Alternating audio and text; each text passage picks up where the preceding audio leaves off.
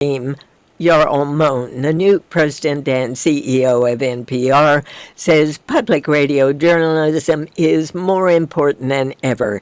He argues that with newspapers struggling, cable news becoming more sensational, and local TV news focusing on crime, public radio's in-depth reporting has become even more vital.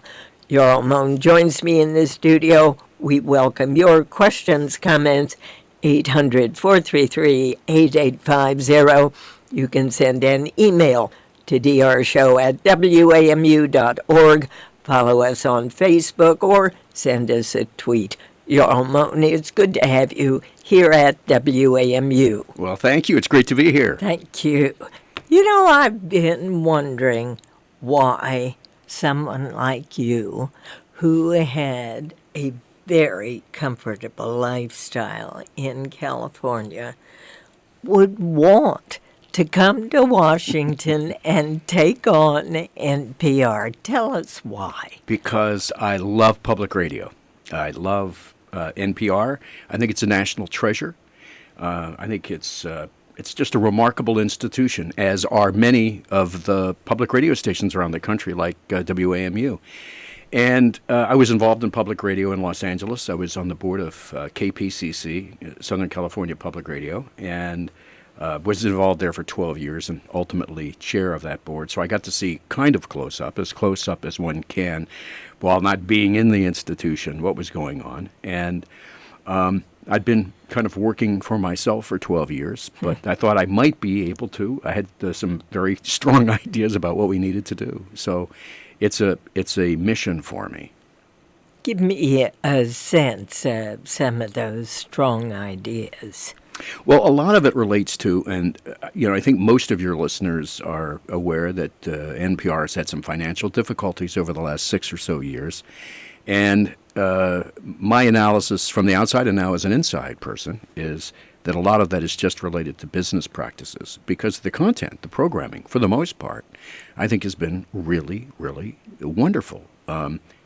Is it going to be better? Can it be better? Of course. And we're going to work at making the journalism better, the storytelling better. But as it exists, it's really quite a remarkable institution with wonderful people doing terrific work. That kind of attention has not been paid, in my view, on the business side. And I think one of the reasons, understandably, is a lot of people that get into this get into it for really wonderful reasons. They're journalists. They want to cover the news. They want to cover stories. And so there's not a lot of attention paid to kind of the boring parts of the business, which is making sure that it can be run profitably, or at least not lose money. You know, it's interesting. Ever since I've been here, of course, we've gone to listeners for at least half, sometimes more, of the operating budget of the station. I think probably most stations around the country do the same. Is that model outdated? No, I think public radio, whether it's locally or whether it's nationally with NPR, has a really remarkable opportunity, because there are a number of sources of revenue. There's going directly to listeners, going to for individual gifts, going to foundations and institutions. Even corporations have philanthropic arms. And then there's corporate underwriting, where a number of brands will support NPR or public radio stations. There are lots of things that can be done to, I think, to find the revenue. I just don't think we've done a great job of convincing people of the great value. And that's one of the things we want to focus on. One of the sources of revenue you left out was the U.S. government. And I learned just the other day that you've got Scott Walker in Wisconsin, who has now decided, as the new governor, he's going to cut the budget for public radio, public television by 37%. Wow. How do you deal? How does NPR, the parent company, if you will, assist, reach out to a station like that, which is obviously going to have a lot of problems, and with other Republican governors who may follow suit. Yeah. Well, we're following the story very closely. We have a lot of great friends in Wisconsin. Wisconsin Public Radio is a terrific and one of organization, and one of the first in public radio. One of the very first. They're pioneers. They do a remarkable job there. One of the guy who runs Wisconsin Public Radio, Mike Crane, is on our board of directors at NPR. So we're very attuned and aware of what's going on there. First, I left the federal government out of my equation of our sources of revenue because for us at NPR, a lot of people don't know this. There's the mythology that we're supported by the federal government. NPR directly, we get 1.5% of our budget. It's indirectly from the government through the Corporation for Public Broadcasting. It's a very small amount of money. The most important thing about federal or state support is that the people that get hurt are the local radio stations, not us in NPR. And that's where this journalism is really important in these communities. If you live in a large metropolitan area, you can get newspapers, you have access to a lot of information about what's going on nationally, internationally, your community. But in the smaller the communities, the tougher it is to get that kind of information about what's going on. And that is why public radio is really important, whether it's Washington, D.C., Madison, Wisconsin, some of the rural communities in Wisconsin. I think, that when people start to speak up about the funds being pulled back in Wisconsin for public radio and public television, there's going to be an incredible, cry from the public. But if the governor has decided, if you have a Republican legislature, there's not going to be too much sympathy for public radio. We hear it all the time in terms of criticism of, public radio, WAMU specifically. I'm not going to allow one more dollar of my taxes to go to public radio. There is a feeling out there that, of course, public radio gets a lot more money than it actually gets, so you've got to change the perception all the way down. Yeah. Well, in Wisconsin specifically, I think what's going to happen, and whether it's a Republican governor or a Democratic governor or a Democratic legislature or a Republican legislature, politicians of either party are very finely attuned to the wishes of their constituents. They always are. And Wisconsin Public Radio has got an incredible following and very deeply loyal and committed listeners. I think when they start to speak out, Scott Walker, I think the legislature there is going to ultimately be responsive because their constituents love it, want it. What about here in Washington on Capitol Hill? How much time will you have to spend there? I don't know the real answer to that. We've just started making appointments and speaking to people. What's fascinating to me is, the incredible support that we've heard from a lot of senators and congressmen of both parties. The issue is, in some cases, what they feel their constituents are interested in, and that's one of the reasons why we want to make sure we have an outreach program so that constituents speak up and let their feelings known, regardless of what party they're in. We have had, the handful of meetings I've had to date, and I'll be doing more of them. We have been incredibly warmly received. How about the charge that public radio is really leftist public radio? How do you I'm sure you encounter it. How do you respond to it? Well, I have a very personal way of doing it, actually. Okay. And I understand. I think a large part of that is the legacy of public radio that may have been true, say, 2 decades ago. So I think some of it, a huge part of it, is just perception. We at NPR are a journalist organization. It's fact-based. We try to do as much as we can, as much as any human being can to, we all have our own biases. We all have our own points of view, to put them aside to cover the news. When I took this job, one of the big surprises, I got emails from everybody I've ever known since the third grade congratulating me on the job, and, wishing me well, and most of them telling me how much they enjoy NPR. Many of them Republicans, many of them very conservative Republicans.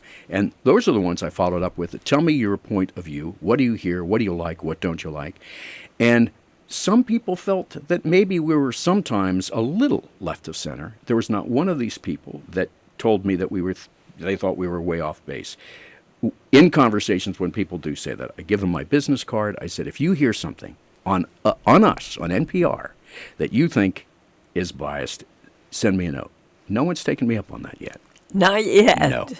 Jarl Mohn, he's the new president and CEO of NPR. Short break, we'll be right back.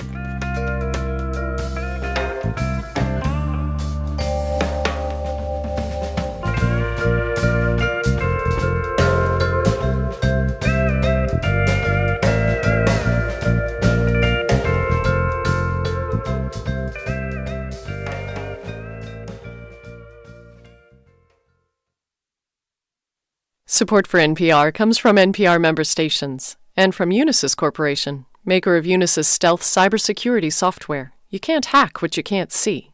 Learn more at unisys.com/stealth. From Carbonite, providing secure and automatic backup and recovery for businesses and homes. Since 2005, Carbonite has recovered nearly 40 billion files for its customers, from accounting databases to family photos. Learn more at carbonite.com. And from the listeners who support this NPR station.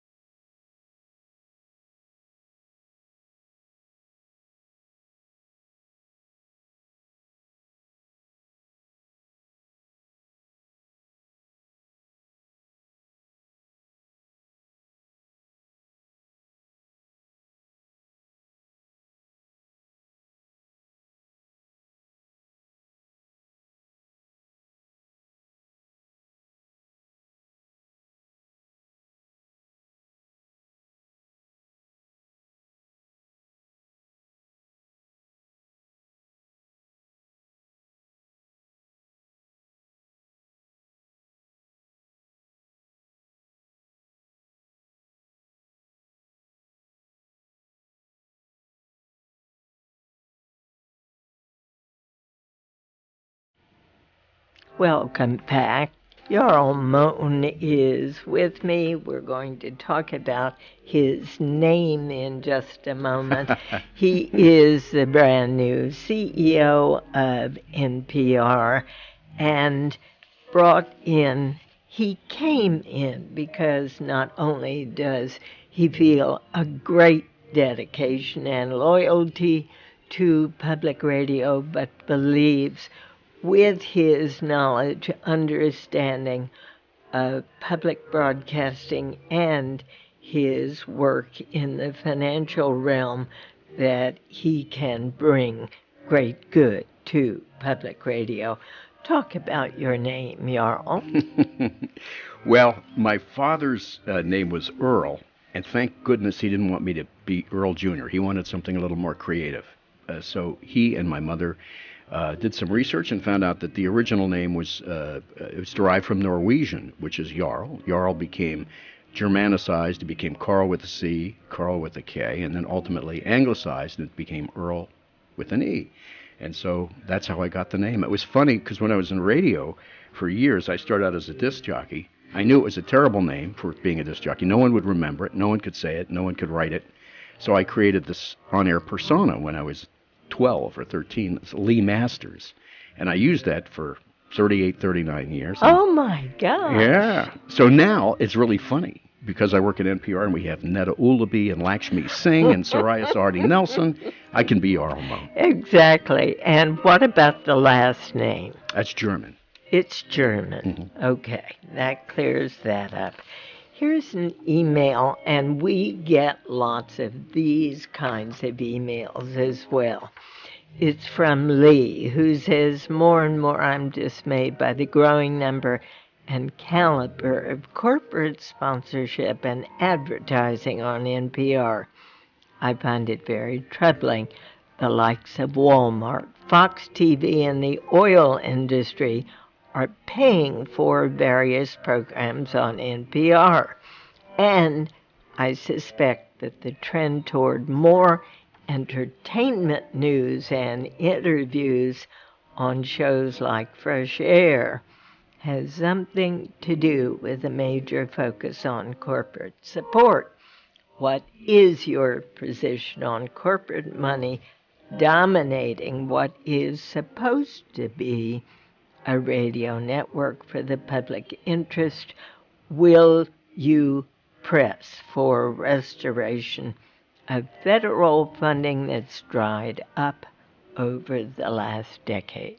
Well, there are 4 questions there, unless I've lost count. So I'll try to deal with them. First, I want to get into the specifics. The number of corporate sponsors on the air, it's remained static. The number of underwriting mentions that we have on the air has remained the same for a number of years. So that's not increased. The listener talks about the caliber, quote, the caliber, citing Walmart and Fox and oil companies. I don't know what the caliber means. It might mean that this particular listener is not a fan of Walmart or Fox or specific oil companies. We want to have a very unbiased approach. We do not have any advocacy announcements on the air. No one is allowed to advocate for any position. They're not allowed to do promotional sales on the air. They simply support NPR. And if we are to be unbiased, who's going to ultimately determine what we take and what we don't take? As long as they're not advocating a position, but then we're fine. The question becomes, do they get any special treatment in return? None. And I know some listeners are listening now and going, I don't believe that. But there's absolutely none. We have a firewall between our news department and the corporate underwriting. When you hear a story about entertainment news on the air, it's because there's something happening in the culture. We don't just do hard news. We've always done a mix. One of the great virtues and joys of listening to public radio is to hear a great story about what's going on, an in-depth story about Ebola or ISIS, followed by a great story about what's happening in the world of science, and then maybe an interview with a poet. And maybe one time it's, the obituary of Philip Levine, who was the poet of Ordinary Lives a few weeks ago. And it could be a movie that's coming out. It could be House of Cards returning to Netflix. The editors make the decisions about what's going on in the environment, in culture, that's going to be interesting to our listeners. And that has nothing to do with the underwriters. Zero. The other thing that I think people do wonder about is whether reporters are fearful of offending any of those underwriters. But you say there is an absolute firewall. There is, if anything, the journalists that work for us would be more interested in demonstrating as best they could that they're not fearful at all. If anything, I think that would be more of an issue.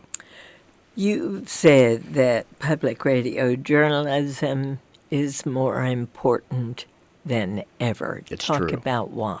Well, it's just, unfortunately what's happened because of, the commercial demands on journalistic organizations, and we'll take them as pieces. There's the newspaper business, and if we put the Wall Street Journal and the New York Times kind of aside for a moment, they're huge national institutions. They're going to figure it out, and they're going to do a great job. But in a lot of communities around the country, the newspapers really greatly diminished. I was in Kansas City a few weeks ago, and I picked up the Kansas City Star, a newspaper a lot of people know for many years, including the Roger Miller song, I guess, that was out many years ago. I picked it up on the way to the radio station. It was 14 pages long. A few days later, I was in Tampa, Florida, and I picked up the Tampa Times. And if you include the commercial insert, that was 22 pages. Without the commercial insert, it's 14 pages. That's happening in communities all across the country. The one place that people can get local news about what's happening in their communities that matters is public radio. Television, in order to get ratings, has kind of gone more local television to crime stories, national news that used to be the thing everybody did every night, sit down in front of the television set at 6:30 or so and watch the national news. They have to do shorter stories. They have to be more lifestyle.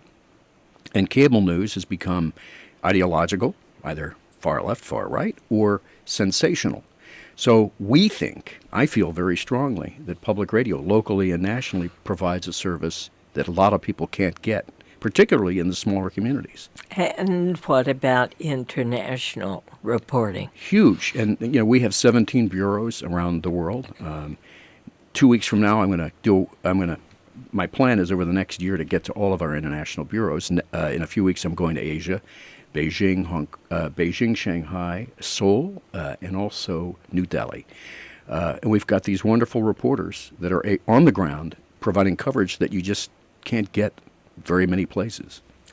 Didn't you just agree to go wash someone's car? Yes, it's true. Where? Kent, Ohio. Why? We're doing a promotion, and we're trying to get the stations. We want to have fun, too. We're doing serious work, but I want the people that work for us and the people that work with us in the system to have fun doing what we're doing. And we're doing a promotion to get people to listen to Morning Edition. We're doing this for 6 months. We've got 90% of the stations in the country that carry Morning Edition to participate. So we do a little fun drawing every month. And this month we pulled a name out of, it was a tote bag. We pulled it out of an NPR tote bag. And a guy named Daniel Skinner, who runs WKSU, Kent State University in Kent, Ohio. I'm flying there to wash his car to thank him for it. You'll see the lengths I'll go to for public radio. But, as you said at the outset, NPR has had financial difficulties, perennial operational deficits, staff cuts, staff buyouts. What's your plan to get NPR back on good, sound financial footing? Well, there are a lot of pieces in that puzzle.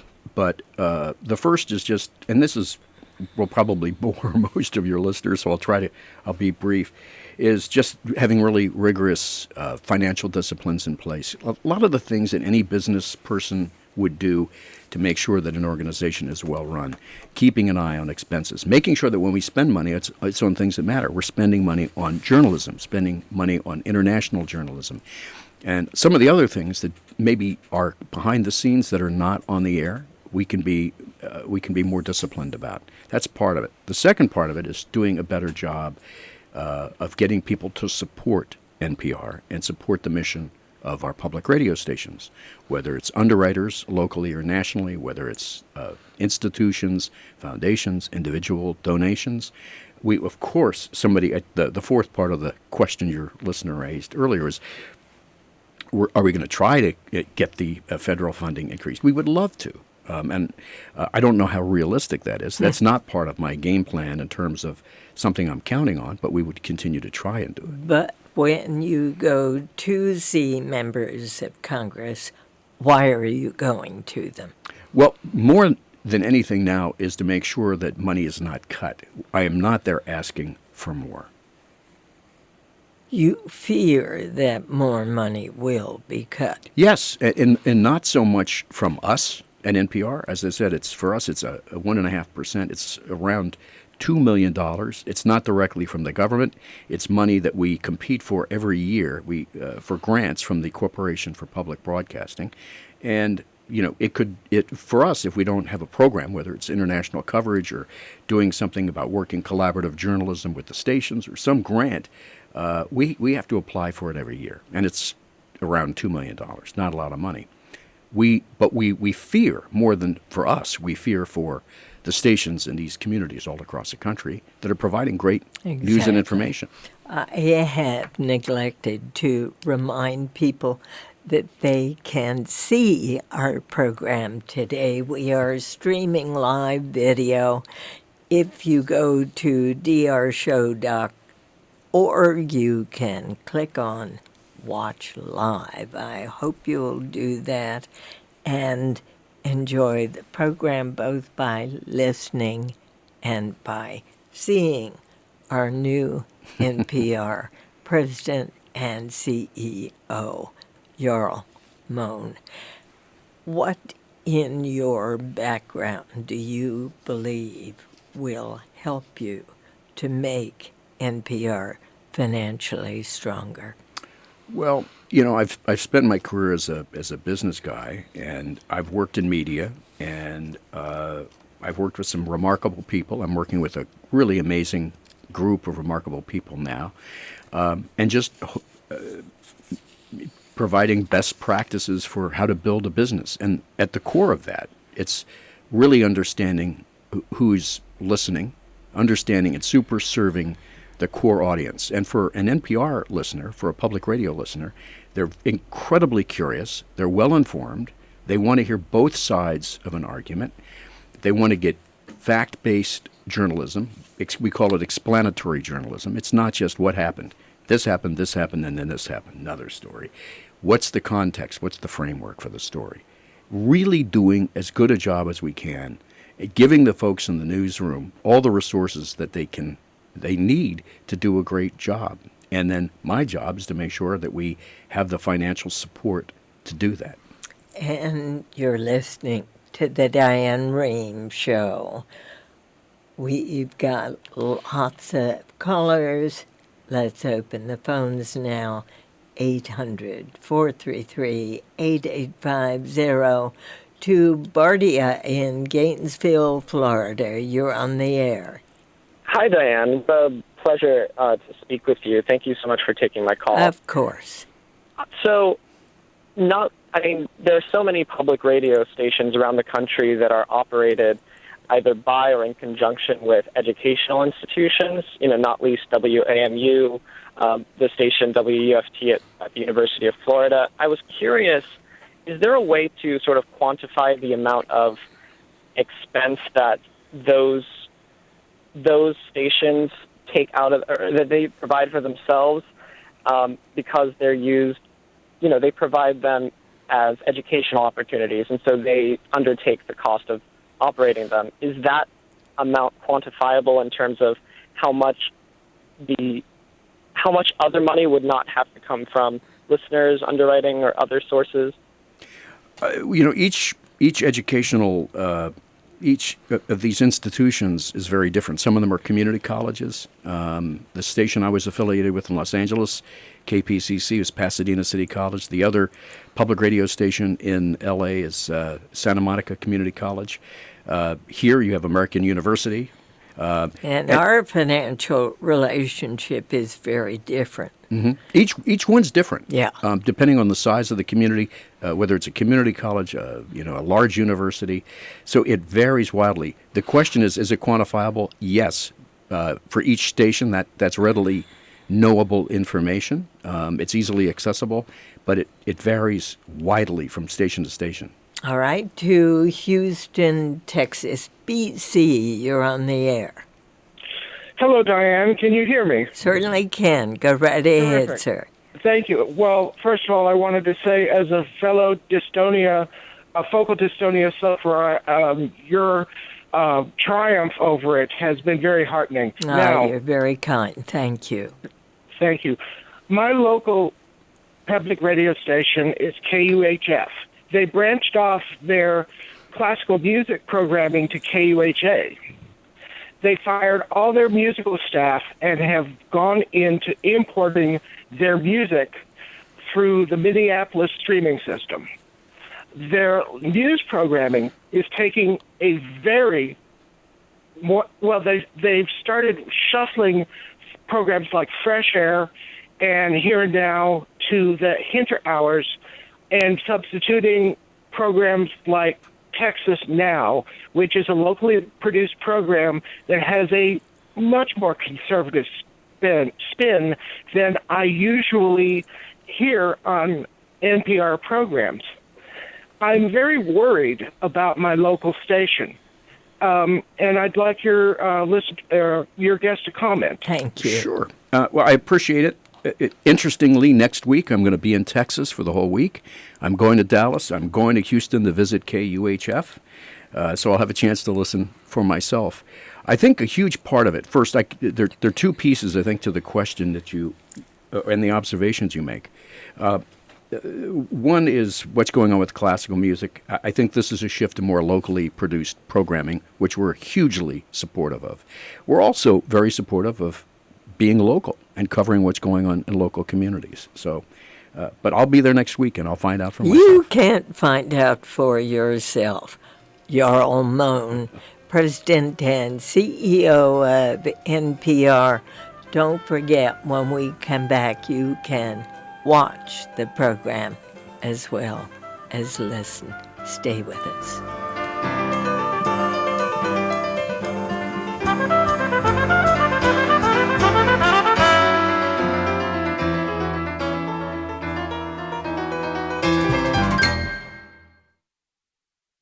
Support for NPR comes from NPR member stations and from Angie's List, providing online access to service ratings and reviews so consumers can find local plumbers, landscapers, HVAC professionals, house cleaners, and other services. Learn more at angieslist.com. From LegalZoom, for over 10 years providing solutions for business owners, families, and individuals to get legal help, including incorporation, LLCs, wills, and living trusts.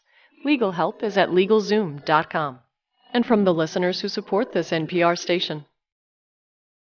On the next Fresh Air, Larry David, the creator and star of Curb Your Enthusiasm and co-creator of Seinfeld, he has a new play on Broadway, which he wrote and reluctantly stars in. So who did he intend to cast in the lead? Anyone in particular, anyone, except me. Join us.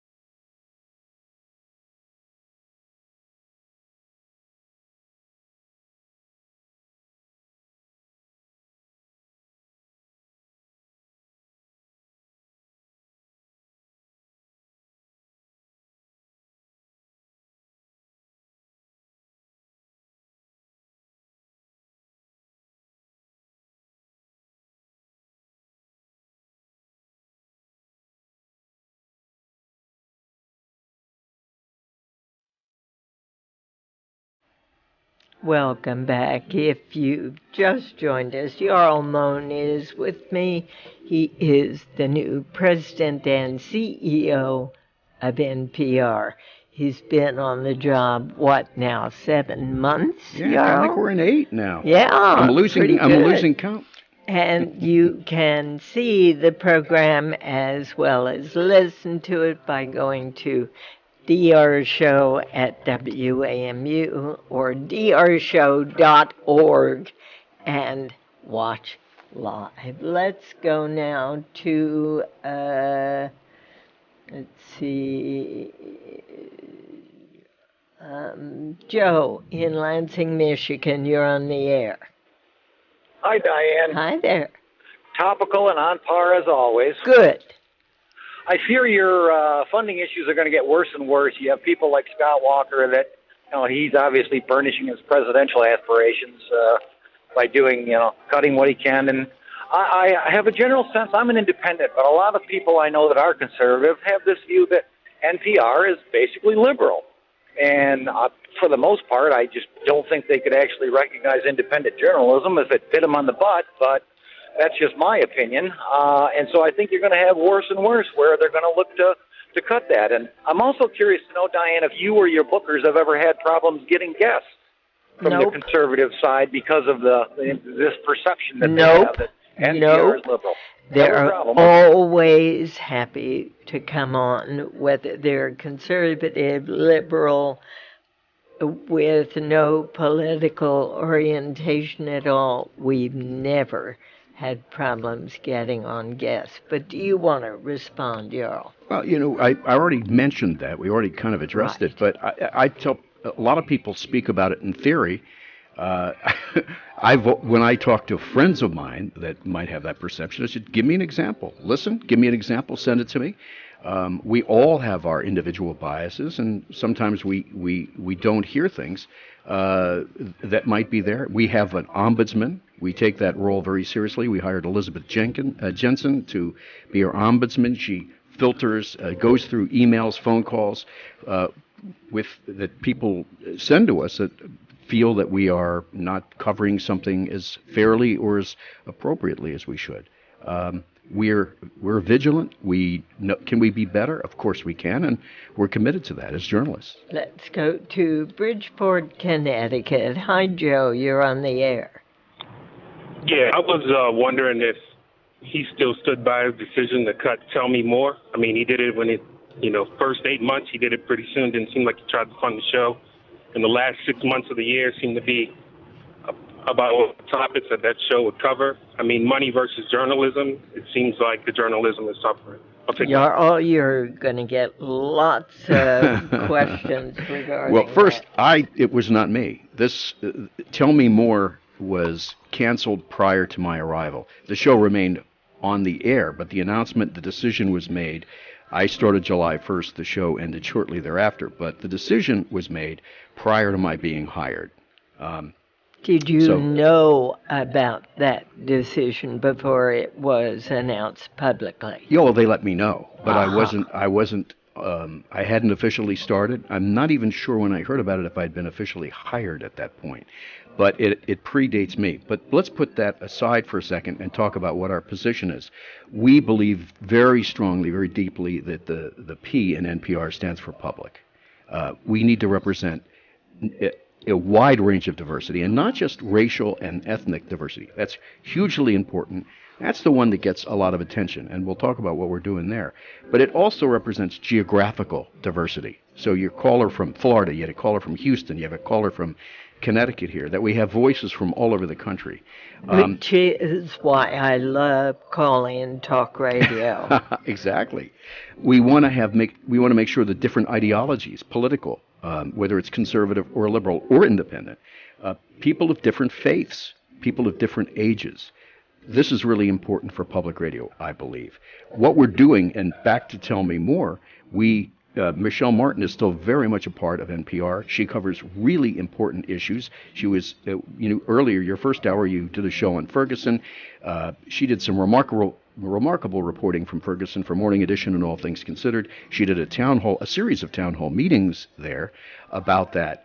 And she is a huge part of what we're doing moving forward. Personally, I believe in any one of these diversity groups, whether it's racial or age or geographic, it doesn't make sense to do shows just targeted to that audience. I think all of our programming, every bit of it, needs to have all these voices within those shows. Fully agree. Let's go to Paducah, Kentucky, your wife's home state. Yes. Let's go to Gregory. You're on the air. Hi, Diane. Hi. You're my favorite show. I love you, and but I'm kind of so nervous right now because this goes to the heart of like who I am as a person. The first question, there's two questions, and I'll keep it brief. The Sure. first one is you guys are talking about that you never accept political advertisements or commercials for products, and that's way off the mark. I live in Paducah. We have Murray State University-sponsored station. Every day at 3 o'clock, we hear All Things Considered, and it is sponsored by the Walton Foundation. Right through, they talk about how we're for vouchers. They don't say vouchers, but choice in schools. It's a heated topic right now on the left and the right. And then they say you could go to our website to learn more about school choices, and it makes me so upset. So I disagree with the gentleman who's saying you don't take political viewpoints and sponsorships. We don't. Yeah, I don't know if I'll have to check to find out what's going on with the Walton Foundation. I'm not aware. I've never heard an announcement like that. We do no advocacy, none. It's every day, sir. Every day. What? It says that you can go to our website and learn more about school choice. I don't know if it's our NPR station, but I'm not making this up. I bet I'm born again Christian. That's what I'm telling you. It's the God's honest truth. All right. Wow. You got to listen in. That's all there is to it. Okay. But as far as products are concerned, I mean, he talked about the Walton Foundation, which is very different from pushing a product. Right. So I think we have to keep those separate. Let's now, if I can get to Natalie here in Washington, D.C., you're on the air. Thank you very much. It's appropriate or ideal that this gentleman who just got off from Paducah, my concern is with your station, Diane, WAMU, ever since the new building went up, delighted that it went up, but all we hear advertising, 2 or 3 in a row, and you can use any reasoning that it's not advertising, it is advertising. And with regard to the gentleman who just called in from Paducah and the CEO there saying, well, this is not, a product, that's splitting hairs. They are worse than a product if Walmart is telling you to go somewhere because it's their ideology and their political outlook that they're putting on. And I think NPR is in big trouble, and I think WAMU is following suit with these ads. Why do we have to have these ads, these women's voices over and over and over? It just never ends, and it has deteriorated WAMU, in my opinion, and public radio in general. Natalie, I'm glad you called. I think that what she is getting to, Jarl, is the increased necessity for funding. Yeah. And it comes from these foundations, corporations, individual underwriters. I understand that perception on the part of a listener who says, what's going on here? And yet, people still want public radio to go on as it has. The reality is that almost everybody that's listening to public radio, whether it's here at WAMU, any of the stations across the country that are carrying your show on NPR, is most of them want great journalism. Really good journalism, keeping 17 bureaus open around the world, keeping 17 bureaus in the United States. We have over 800 people that work at NPR. In the system, there are 200 newsrooms in the country at public radio stations, somewhere in the area of 1,500 to 1,800 local journalists. To do that and to do a better job and increase that takes a lot of money. It takes foundations, it takes corporations, it takes individual contributions. So, people can complain all they want. This is the place to get it. They need, if they believe in it deeply, they need to understand the economic realities. The money does not fall from the sky magically. And the only alternative is then to not do the journalism, to cut it back. There is another alternative. We know that only a small percentage of our huge 37 million listeners to, say, Morning Edition contribute. Roughly 10%. Exactly. 10%. So until 100% or 50%, some other number contribute, we have we only have another choice, and that's to do less. And we have very strict guidelines. There's nothing promotional. Notwithstanding what your caller said, there's no advocacy commercials or announcements. There are no promotional announcements at all. There are people that are supporting our mission. Now, you may not like them. You may not like the voices. You may not like the client, but they're not promoting a position. Here's an email from John. He says, I saw in the Huffington Post that NPR has decided to drastically reduce its staff dedicated to covering climate change and the environment, leaving just one part-time reporter on that beat. Do you have a comment? Of course, it's not true. We're covering the climate and the environment every bit as much as we have. The newsroom has been restructured in the way it's done. We don't have reporters that are specifically tasked just with climate. They may be on the science desk covering many other topics, but the interest in a particular story, I'll give you an example, another science story, is Ebola, okay?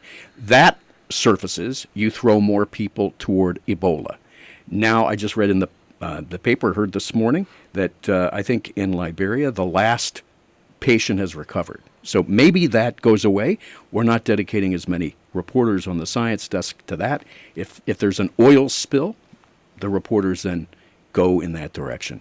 It's just being very judicious in the way we allocate the resources on the science desk. And you have to do that, it would seem to me. But what it also does, perhaps in the minds of people who read a piece like that in the Huffington Post, is to stretch your reporters more thinly. Well, like anything, it's allocation of resources. We make sure that the biggest stories of the day, we're gearing up for the elections in 2016.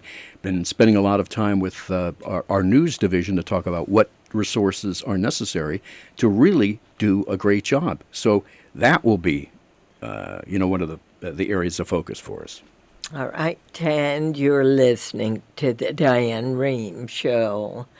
Let's take a call from Spring Bay, Illinois. Good morning, Doug. You're on the air. Good morning. Thank you for the opportunity to ask a question. Surely. Does the new director have any idea of a comparison in funding between NPR and, let's say, the VOA or other broadcast outlets that the federal government supports? My sneaking suspicion would be if anyone investigated those budgets, that we would discover that we are spending as taxpayers a lot more money to inform people in Hindi or Farsi or some other language than we are spending to inform our own electorate. It's a great question. I don't know the answer to it, but it's a great question, and by this afternoon, you're going to find out. I love this call. You're going to Thank find you. out. That's okay. a very astute question. And I think he was also asking about other networks in the public radio realm, for example, PRI or American Public Media. I mean, how are those funds divided up? I don't know how much money PRI gets, say, from the CPB, but or American Public Media, but the process is the same.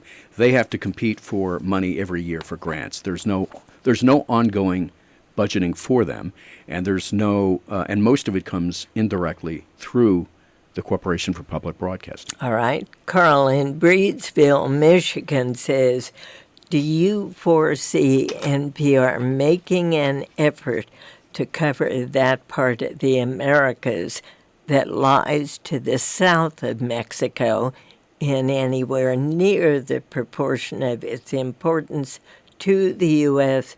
and the rest of the world? Well, it's a great question. It's in a very important part of the world, and we do have bureaus in Mexico City, and in Latin America, and we actually have an aspiration to add a couple there. There's a lot going on, and on our wish list, as we try to allocate the resources to, what are the most important stories or the most urgent stories of the day, we have to make those decisions. But that's on our wish list of things we'd like to do a better job of. And Venezuela, Haiti, Argentina, are we there? Well, we're not in those specific countries. We can't have a bureau, as much as we like to, in each country of the world. We have 17, and that's more than most electronic media companies have. So we think we're doing a better job than almost anybody else in that regard. Could we do better? Of course we could. Do we have ideas about how we'd like to go about it? Yes. And the South Americas are definitely an area that we're focused on. We'd like to focus more on. You've committed to staying with NPR for 5 years. Mm-hmm. I hope that's not your necessarily your outside commitment, but That's my minimum. I'm wondering what you think, very briefly, you can accomplish in those 5 years. Well, very briefly, it's going to be tough, but the most important thing is to first, the short term is get the company and the organization to a break-even point. We committed to the board of directors that we would do that this year, and we're on target to do it. Good. That's the most important Good. thing. Then to make sure that we have all the resources that our news department needs so we can cover the most important stories of the day and do great storytelling. Jarl Mohn, he is president and CEO of NPR. What a pleasure to Thank you for having me. Thank you. And thanks for listening. I'm Diane Rehm. The Diane Rehm Show is produced by Sandra Pinkert, Denise Couture, Susan Casey, Rebecca Kaufman, Lisa Dunn, Danielle Knight, Allison Brody, and Alexandra Botti. The engineer